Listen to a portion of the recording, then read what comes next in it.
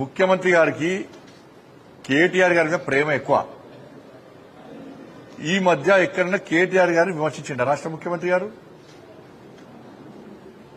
కాళేశ్వరం మీద ఉన్న శ్రద్ధ, కాళేశ్వరం మీద ఉన్నటువంటి శ్రద్ధ డ్రగ్స్ కేసు మీద ఎందుకు లేదు? ఈ ఫార్ములా మీద ఎందుకు లేదు? ఫామ్ హౌస్ కేసు మీద ఎందుకు లేదు? ఆ కరెంటు కొనుగోలు మీద నివేదిక వచ్చింది ఆల్రెడీ, దాని మీద ఎందుకు లేదు?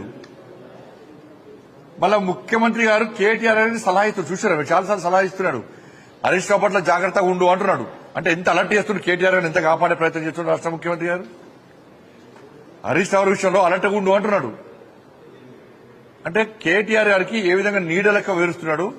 ఆయనకు రక్షణ కవచం, ఈయనకు రక్షణ కవచం. ఇక కేటీఆర్ అనే వ్యక్తి బండి సంజయ్ అంటే నా మీద మారుతారు. ఇంకా మీరు ఒకటి, హరీష్ రావు గారి మీద కసి, ఆ కోపము కేటీఆర్ గారి మీద ఎందుకు తగ్గింది నీకు అంటున్నా. ఈ మధ్య రాష్ట్ర ఒప్పందం మీ ఇద్దరి మధ్యలో విమర్శ ఎందుకు తగ్గించినావు? ఆరోపణలు ఎందుకు తగ్గించుకున్నావు? కేసులు ఏమైనాయి? ఈ ఫార్ములా కథం, కేసు ఏమైనా కేసు ఏమైంది నీది? డస్ట్ కేసు నేను మళ్ళీ అంటున్నా, అకున్ సబల్వాల్ గారి రిపోర్టు బయటపెట్టు నీకు దమ్ముంటే. నువ్వు కేటీఆర్ ఒక్కటి కాదు అనుకుంటే అకున్ సబల్వాల్ రిపోర్ట్ బయటపెట్టు. రిపోర్ట్ ఏమైంది? రిపోర్టు మాయం చేసింది ఎవరు? పట్టుకరా. నువ్వు మళ్ళా విచారణ జరపకియా, నువ్వు విచారణ ఏమద్దు, దక్ష విచారణ జరపకు. నువ్వు అకున్ సబల్వాల్ రిపోర్ట్ బయటపెట్టింది అంతే.